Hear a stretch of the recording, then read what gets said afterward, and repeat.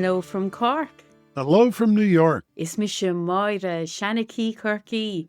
It's Maria, the Cork-based storyteller. It's me, Jim, here in Fayetteville, New York. We can't wait to tell you a few stories. Well, welcome everyone to this episode of From Cork to New York. As always, I'm here, Jim Brule. And here's Maria. And we are really thrilled to have a special guest this time. Here's Crow, who comes to us from the woodlands of Vermont. Here's Crow. Please say hello and introduce yourself. Thank you, Jim, and it's very good to be here. Thank you, Maria. I do live in the woods by choice. My husband and I live in the tradition of the people known today as the Narragansett.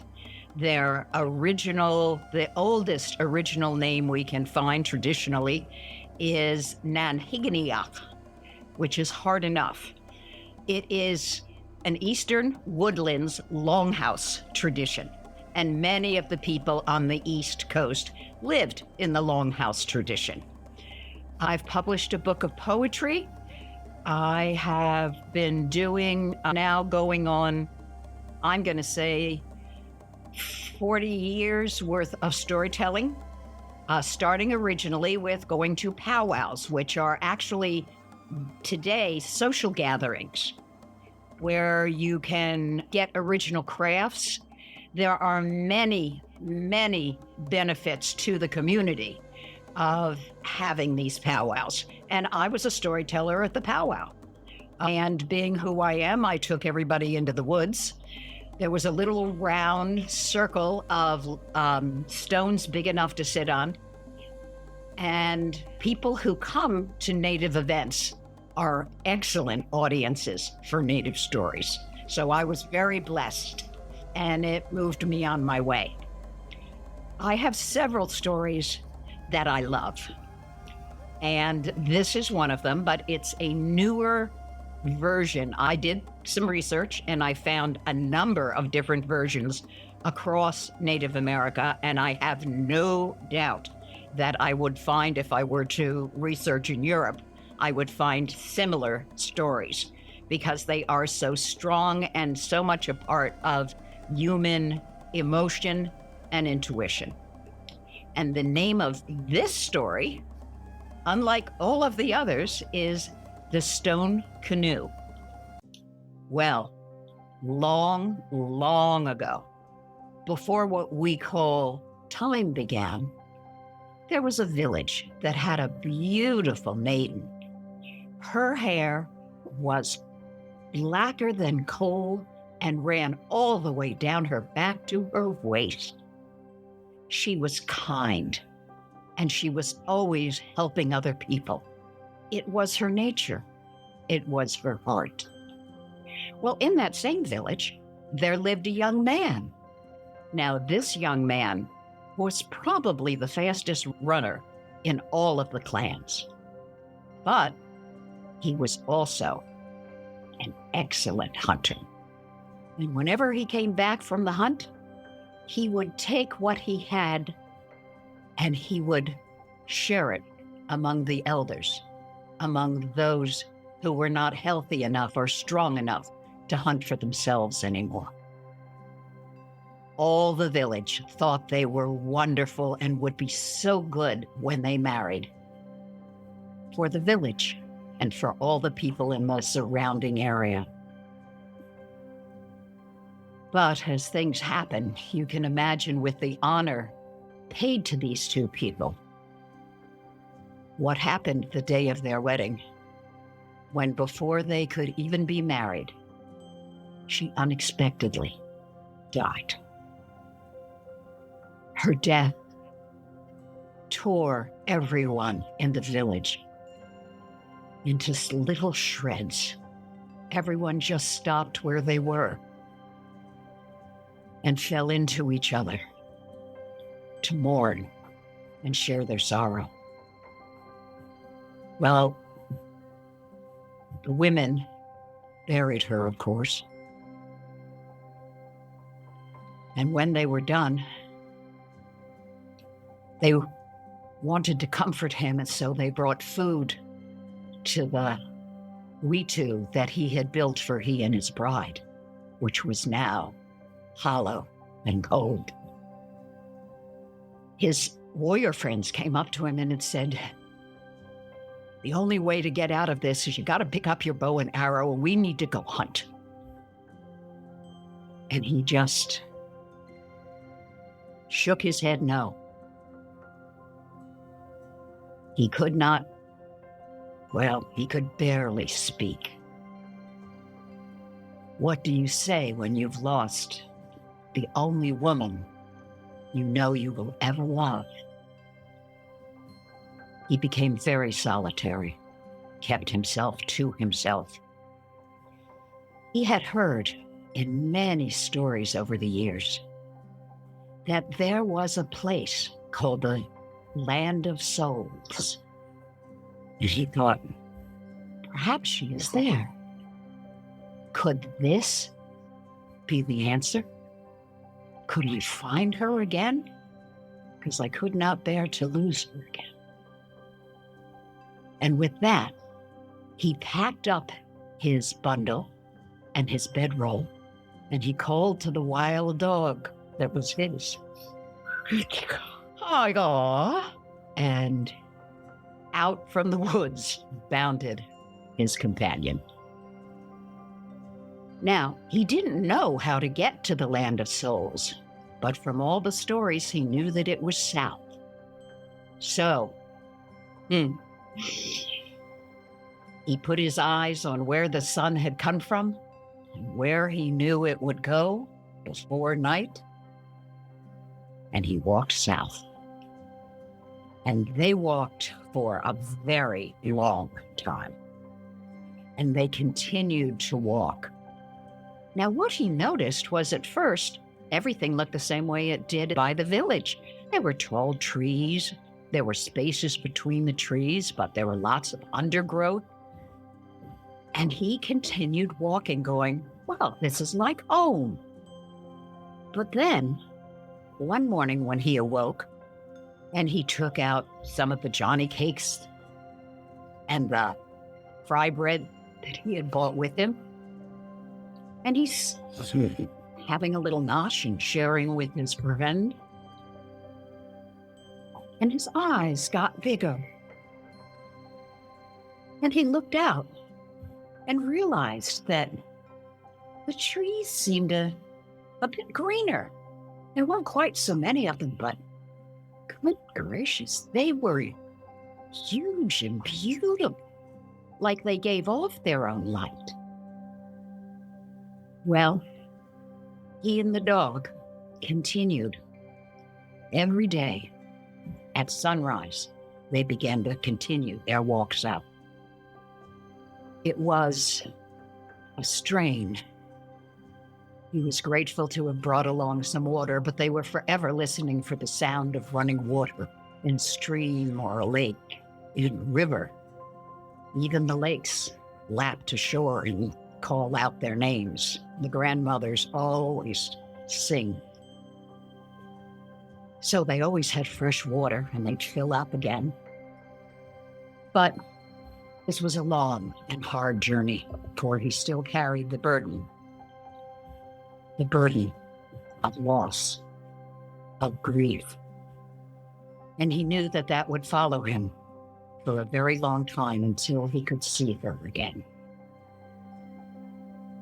They were grateful for each sunset as well, for they got to rest and to have something to eat. But every sunrise they got up, everything kept getting brighter. And they came at last to a piece of ground that wasn't pure grasslands. There was a knoll in the center of it. And there on top was a cabin. The young man was invigorated. Here was someone he could speak with and make sure that he was doing what was right. Well, as they started up the hill, the old man called down just loud enough for them to hear, "What took you so long? I've been waiting for you." He looked at the dog. The dog looked at him. And they kept on climbing. About halfway up, they were closer now. They could see this man who held a rich, soft glow, not just around his face, but over his entire body. And although his shoulders were stooped, he stood tall. And he said to them, I have elderberry tea inside. It's cool, but I've got cold water you can wash your face and clean up. And with that, they reached the top and followed the man that very brave had determined was not just an old man. And he was not just an elder. He was the gatekeeper. When he left this cottage, he would be walking in the land of souls. Well, he looked over at the man while he was washing his face and hands and said very simply, I'm looking for a woman. He says, I know. She was here about 10 days ago. She was fine. She was in good health. And she's gone on now. She's already gone to the land of souls, but she went very slowly, and I didn't quite understand why. Perhaps she thought you might be coming. And he smiled. And the young man smiled. And he said, okay, come on out to the front door. And as he got to the door, he pointed. He said, you are absolutely headed for your destination. Keep going down there. It's not that far. Oh, you're pretty tall. You don't need to stand on your toes. The lake you see right there has an island in the middle of it. And there is the land of souls. The water may be very rough as you go across, but you will find the way to travel when you get there. And with that, the young man said, so I'm ready to go? He said, oh no. There is a sacrifice for you to make because the living are not allowed. And with that, he simply put his hands to the side of his face. And as he did so, the young man felt his whole body change. He said, you must leave all human things behind. Your dog, your bow and arrow, and your skin will be here when you return. Are you ready?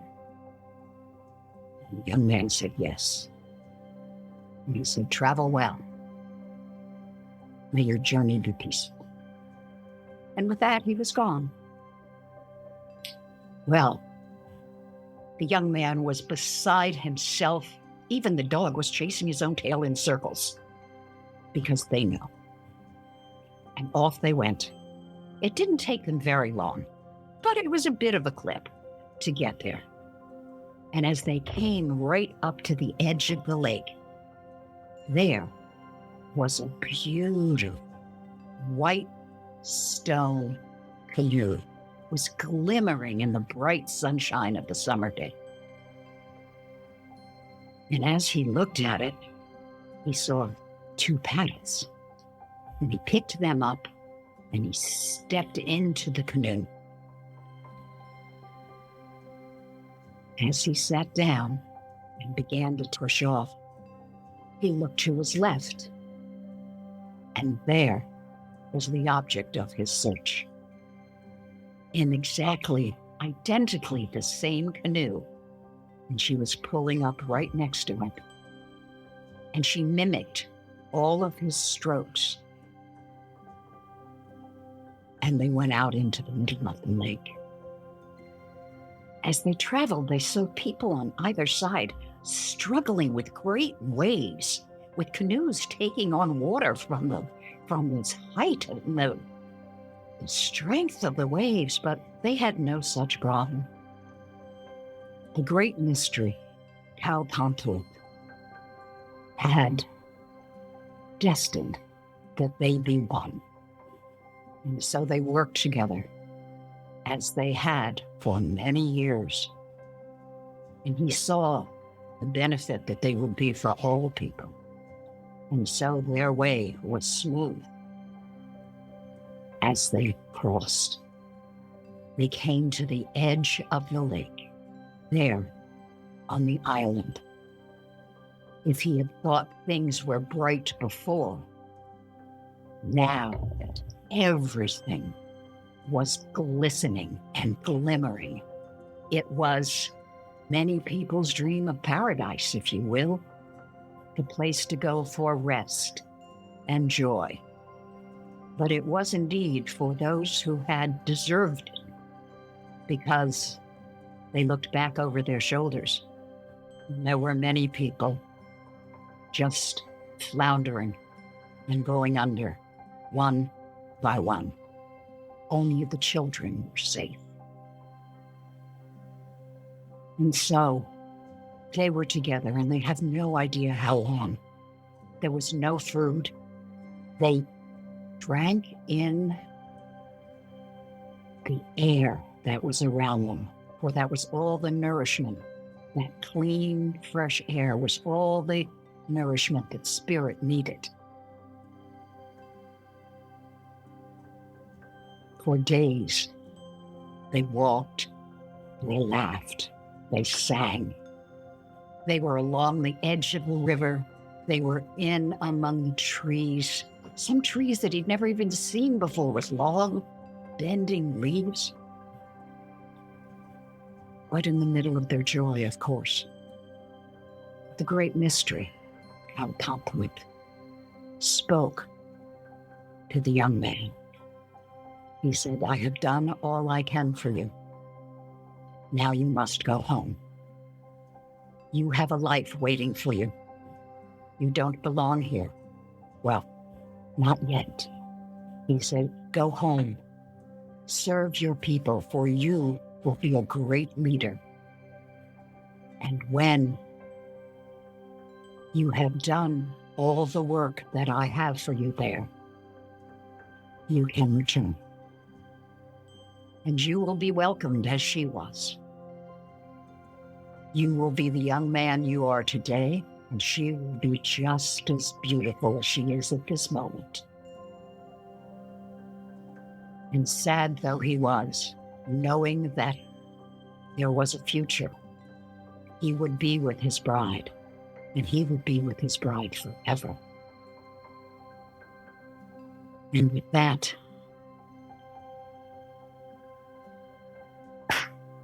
he woke up and he turned and he started to laugh.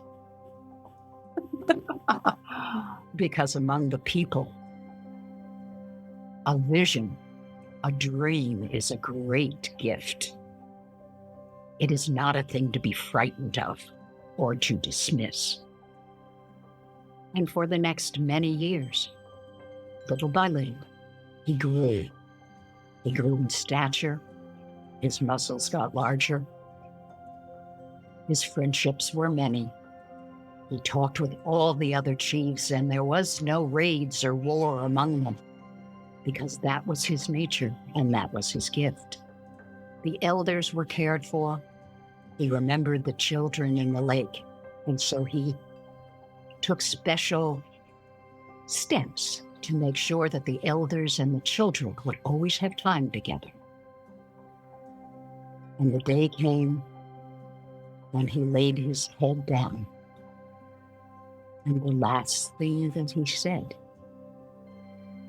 is, "I go now to be with the woman I dreamed of." Oh, Hare's Crow, that was absolutely beautiful, you know.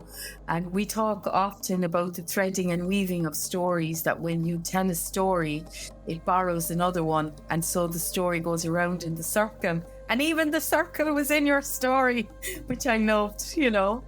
And so many beautiful themes, and so many of my story children wanting to come out now and play. But before I tell that story, I just want to sit in the enjoyment and the nourishment of the story that you have told us, and how it goes over and yon between us, between the veil, and you talk about we call it the time outside time. I can't remember what you said there, but that we're all linked, and that we can, in quiet moments and in lovely spaces where you have the space to connect with your wise people who've informed you in your life and the ones that have informed them. It's so magical, Driuchta. It's so beautiful, so thank you for that story. I suppose I'm having a lovely heart, gut, soul reaction to it, and I have a story to respond to it. But Jim, before I tell that story, how does that one sit with you? I love the story, of course. I think part of what really touches me in it is that there is this wonderful dance with grief that is really heartfelt loss that could have brought him to a very dark place. And yet he couldn't solve it in the way that he hoped for. He had to solve it with action in this life. And so for me, that's just an important and sweet lesson for us all. I loved how he could listen as well.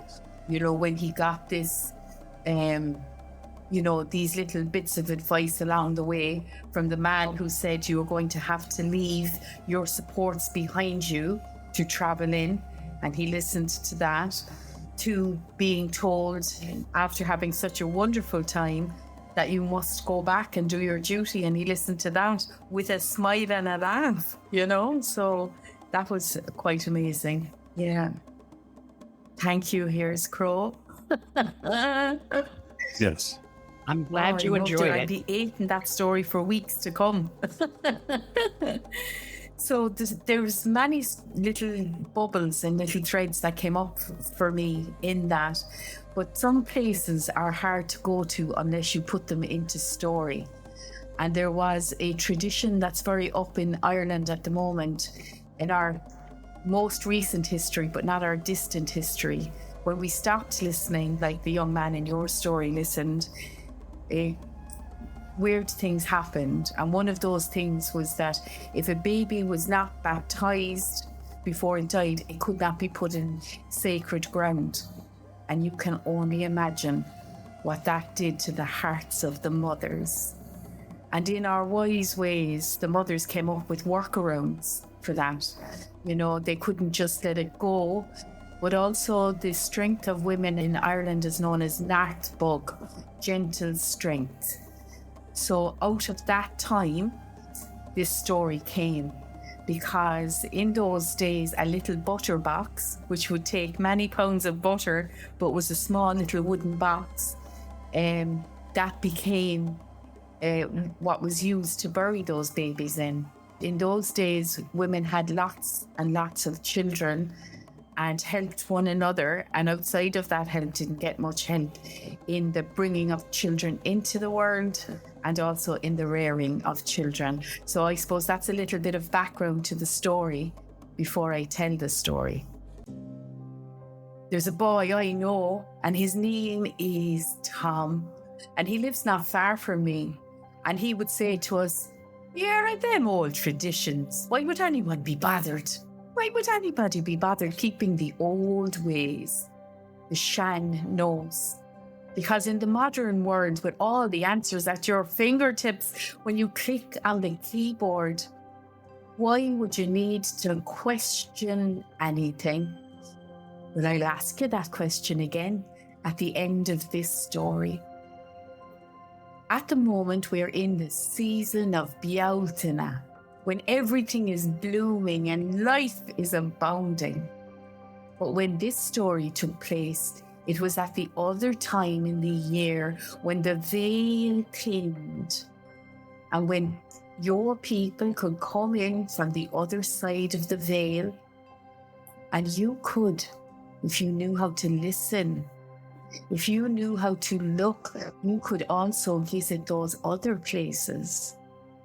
It was October and Iha Hauna, Halloween was coming upon us.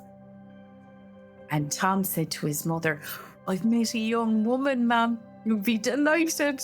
I'm walking out with her and I'm heading into town now. I'm heading in to see her.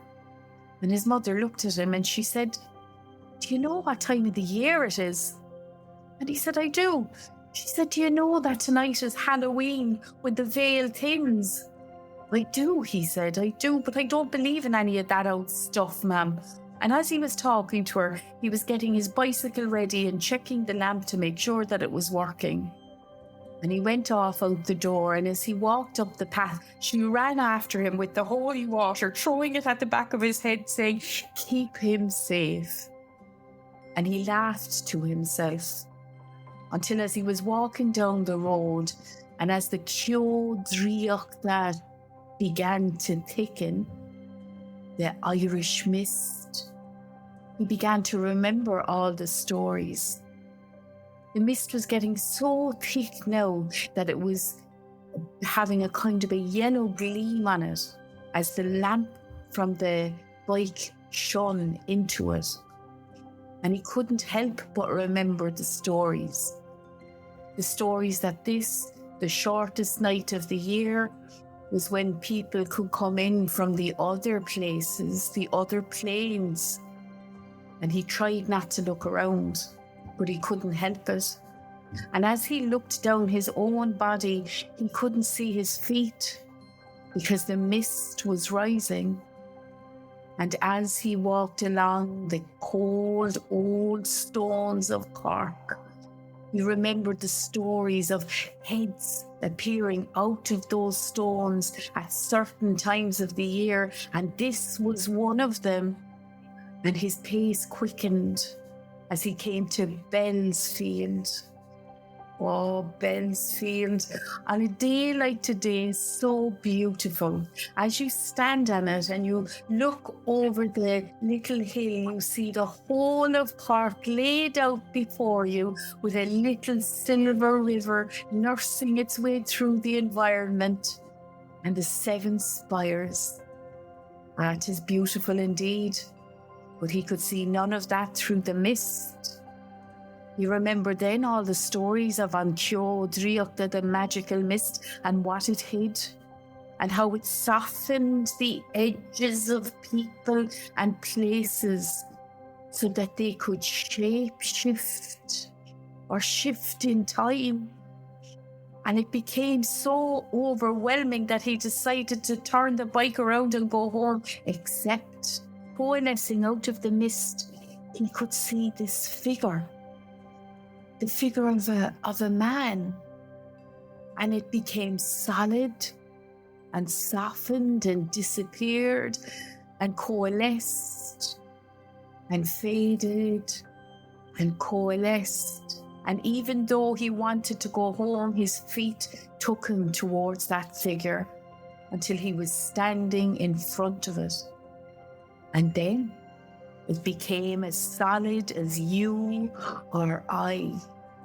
And he looked into the eyes of that man, and he saw the sorrow there. And then he looked down and he saw that the man had his hands out. And he didn't want to look down, but he couldn't help himself.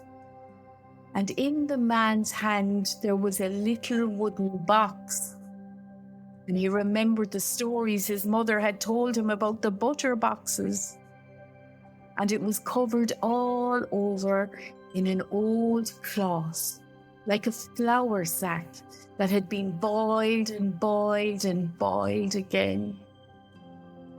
And he lifted the corner of that flour sack, and he looked into that little box, and he knew the reason that that man was so sorrowful. For in the box was a little baby. A baby that had never had a chance at life. Beautiful, like a little budding rose. Carefully, he placed the cover back down over the child. And then he noticed that the man's hands were careworn and hard, as if he had worked hard all his life. And when he looked up at the man, he saw that he was wearing the shirt from a different era and a flat cap, and that he looked really pale. The man turned then and began with his funeral pace to walk down the hills of Cork, down the Fever Hospital steps onto one of the oldest roads in Cork, up the winding, narrow, stony roads until he came to the top of Shandon Street. But it was not like any Shandon Street that Tom had known. There was no cars parked anywhere. There was no electric lights. There was just a candle here and there in the different windows. And the man began his slow march down the hill. And Tom, not wanting to lose him, jumped in behind him. When they came to the end of Shandon Street, the man turned left, and into the old graveyard he went. Tom followed him, and he remembered thinking to himself how crazy his mother had gone when they had tarmacked over the old graveyard. Yet here it was, with gravestones like broken teeth making their way up through the mist. The man began to look around, and Tom, fearing to lose him, followed him closely. Then he found what he wanted, a new dug grave. And with his bare hands, he put down the box and began to tear at the earth. And Tom, knowing what he was doing, began to help him.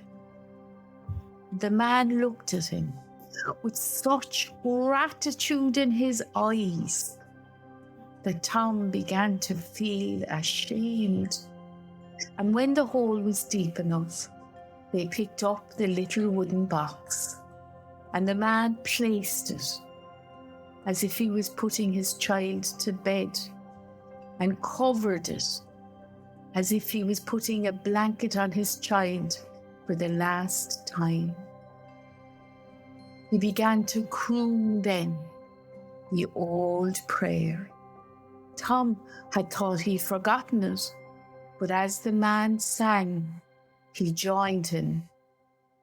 Arna hir, arna, Gone for danum, good dog, good dio, good enter the solid and collie. And when he finished, the man and Tom, they looked at one another, and they rose as one being, the gratitude still in the man's eyes, and the absolute privilege in Tom's. And then the mist began to dissipate, and as it did, the man began to fade, Tom still looking into his face. And then he coalesced, and then he faded and coalesced and was gone. Tom dropped his bike in fright and ran out of that place following the mist. He ran down to the hill where the mist went back to its bed in the River Lee. And then he heard it. Beep, beep. And then he saw the traffic through the mist. He jumped on the 208 bus, and back home to his mother he went. Ma'am, he said, tell me again of the old ways, for I'll never, ever forget them again.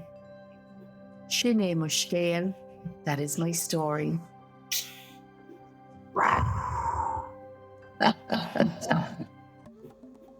How our stories weave themselves together. It's amazing. That was. I've only heard you a few times, but if I only had one word that I could use, it would be engaging. Oh, thank you. Here's Because it doesn't matter where you go in your stories, I'm with you. And that one was unfortunately no exception.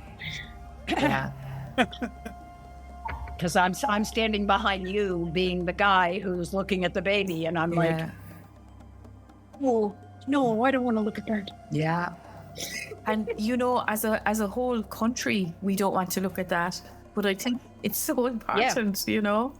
So yeah. Yep. I hear you, you know.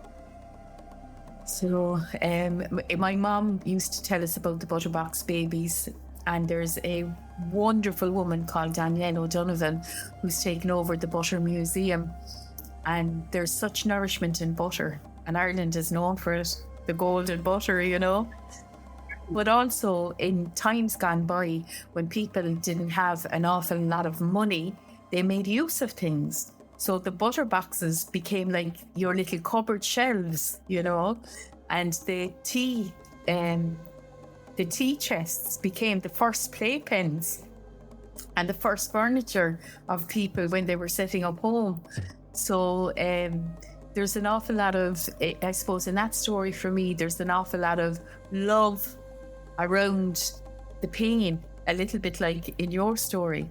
So it's like the traditions can somehow soften it. Doesn't take it away. You know, you still look, but you know you're holding hands with the others, you know. So, yeah.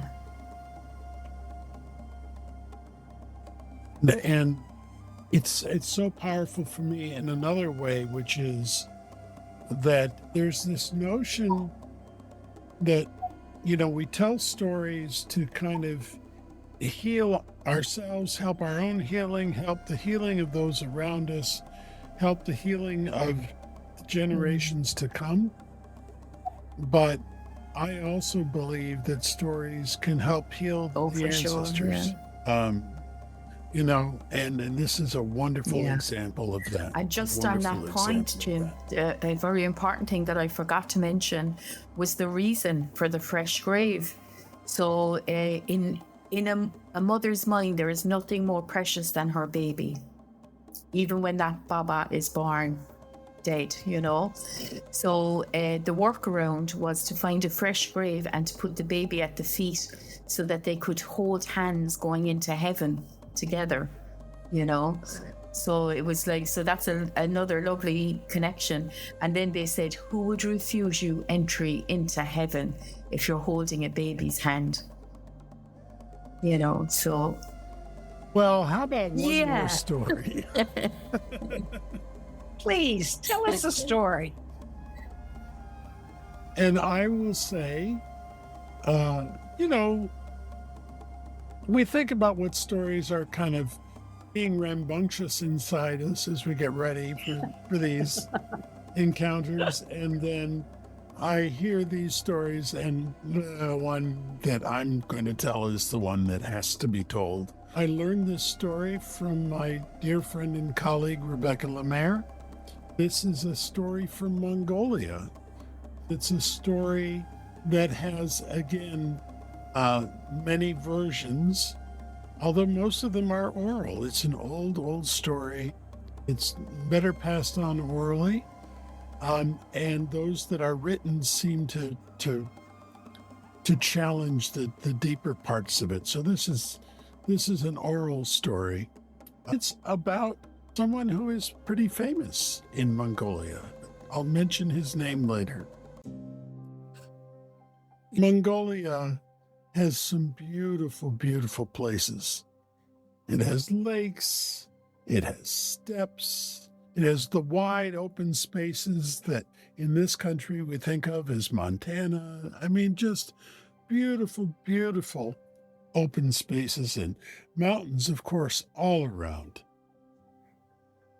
And all of that physical beauty of the land is not enough to prevent terrible things from happening sometimes. And in this case, the terrible thing that happened was a plague. And this was a plague that moved through communities in a way that was just horrific. People were dying right and left, and if you got sick, you were going to die. There was no recovery from this plague. And so the people had to decide, what could I do? Should I stay with my sick relative, my sick beloved, and care for them as they crossed to the next world? Or should I flee? And the plague was so severe that if you stayed to care for your loved ones, you were going to get the plague and you were going to die. And so most people fled. It was the smart thing to do. But of course, there was one young man, really barely no longer a boy, who decided to stay and decided to care for those whom he loved. And as hour passed hour and day passed day, he felt the plague descend upon him. And he did his best to continue to comfort those who were somehow still alive. But the fever took him. The great sleep took him, and he fell backwards, unconscious. And as he lay there, he could feel his soul leaving his body and heading towards the underworld. Knows how long it took. But eventually he arrived at the gates. And as he walked through the gates to the underworld, the great Khan of death looked at him angry and said, "What are you doing here?" And the young boy said, "What do you mean? I had the plague. I was dying." And the Khan of death said, "You weren't dead. Now's not your time. Why did you come here?" And the young man said, I knew I was going to die, and I didn't want anybody to stay behind to care for me because I didn't want them to get sick as well. It just seemed the best thing to do. I wanted to care for as many as I could, but not be a burden to anyone else. And the Khan listened to that, and he was touched. He felt a great sympathy for this young man. And he said, "You are going to have to go back. But you've done such a great thing that you may take one of my treasures with you." And he opened up his treasure store. Now, what was in this treasure store is not what you or I might think was there. Yes, there were jewels. Yes, there were golden baubles, but that was clearly not the treasure. What was the treasure were things like laughter, things like pain, things like joy, things like love, things like poetry, things like song. And for every good thing that was in there, there was another that accompanied it. And this young man, who now we'll name as Tarvaha, wandered amongst all these gifts. And he looked here and he looked there. And finally he saw something And he said, "That's the one." Then the great Khan looked at him and said, "You've chosen so very, very wisely." What had he chosen? He had chosen storytelling. And so the great Khan gave him the gift of storytelling and said, "Now you've chosen your gift and you must return. Don't come back until you're dead.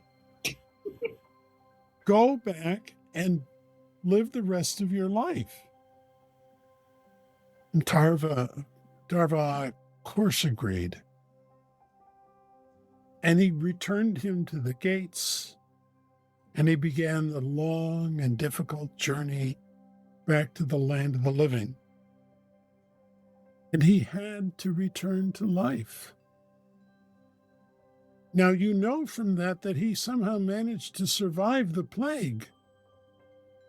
But his body had not just been racked by the plague, so that it was weak and broken, but the birds had come and pecked out his eyes, so that he no longer had sight. But he had the gift of story, and he had the gift of story. And so he became the great bard of Mongolia, wandering blind for the rest of his life, telling stories like no one else could before or has since. And that's how blind Tarva became known as the Bard of Mongolia. I was just going to say, Shin Gohundug. That was wonderful, Jim. I absolutely loved it. Can you remember hearing that and where it landed in you? Yes, and I heard it from Rebecca, and you might know Rebecca is also a musician, and so this was accompanied by song, and it just it landed very deeply. You've cast it very deeply, because I heard that very deeply from you, so that was lovely, So, what did you think, Here's Crow? I never cease to be amazed. I have heard Jim tell many stories,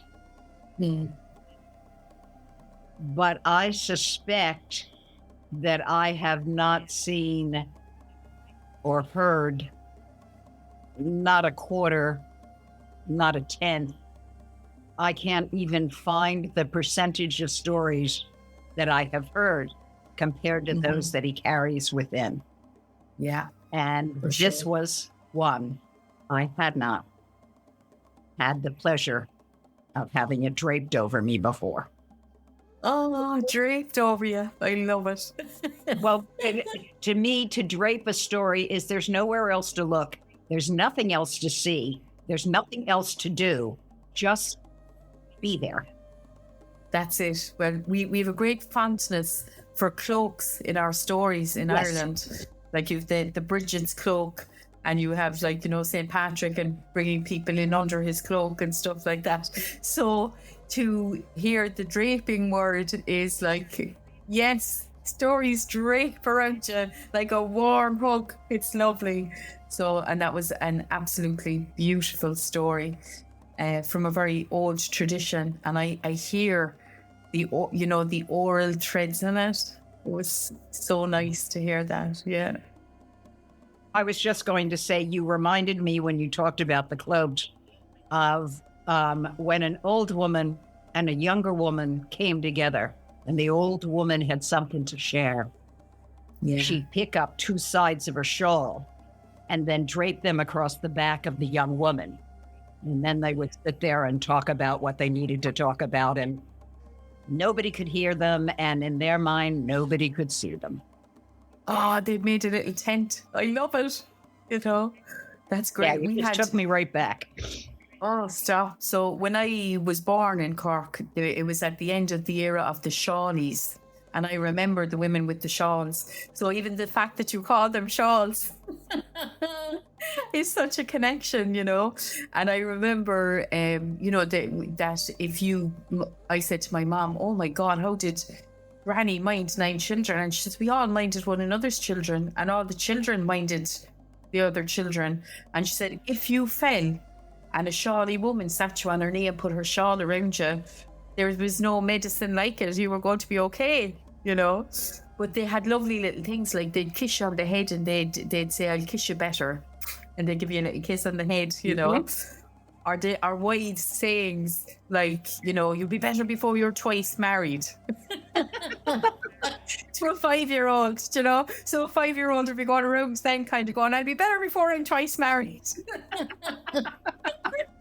I love that. But of the Irish expressions that I was exposed to from sisters-in-law, my favorite is, I'm going to get the wooden spoon. Oh, yeah. That was a threat and a half. One day, one of my sister-in-laws is sitting there and her daughter's being the wind and horrid all at the same time. Every time she does something, her mother says, I'm going to get the wooden spoon. Yeah. And we still sit there and continue to chat. I'm going to get the wooden spoon. And then finally, after it had to be 30 minutes, I stood up. And Fiona looked at me and said, what are you doing? I said, I'm going to get the wooden spoon. That was it. She sat down on the floor right there. Because if I get the wooden spoon, that's it. That's not a warning. Exactly. You know? Oh, I love it. I was going to say, and Ketchy always knew exactly when I was going to come into the conversation. Yeah. She'd do it until we got to that number, and then I went. Anyway, well, I'm not from that tradition, but my mother had a wooden spoon for the same purpose. Oh.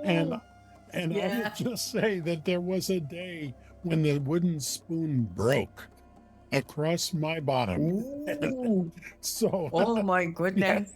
Yeah. Well, the stock answer in the Ireland of long ago was, what did you do to deserve that?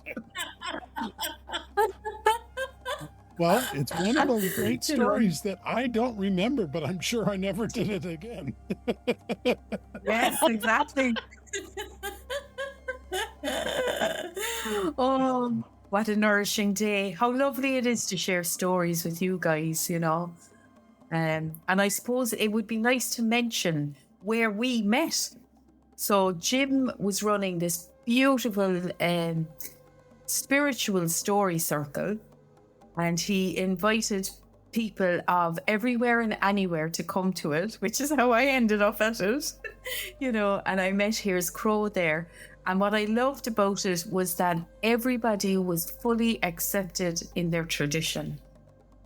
I loved it, you know. So, and I'm looking forward to coming back. Oh, and there was another meeting that we had, which is in person. So we met online, and we met in person at the Woodstock Storytelling Festival just a year or so ago. Yeah. So yeah.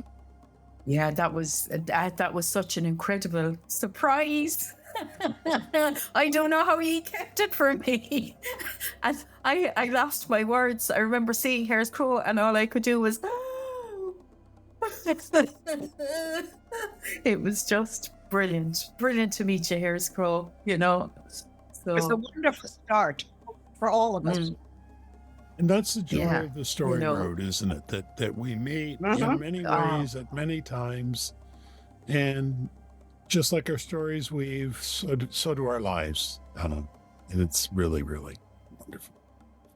Well, I want to thank you both so much. We will draw this episode to a close, and thanks again, and goodbye. Goodbye to you both. Goodbye. Mwah. Will we say goodbye from Cork? And goodbye from New York, but only for a while, because we'll be back again with another episode. Absolutely. We can't wait to see you on the Story Road one more time. And from this time till that, be safe on the Story Road.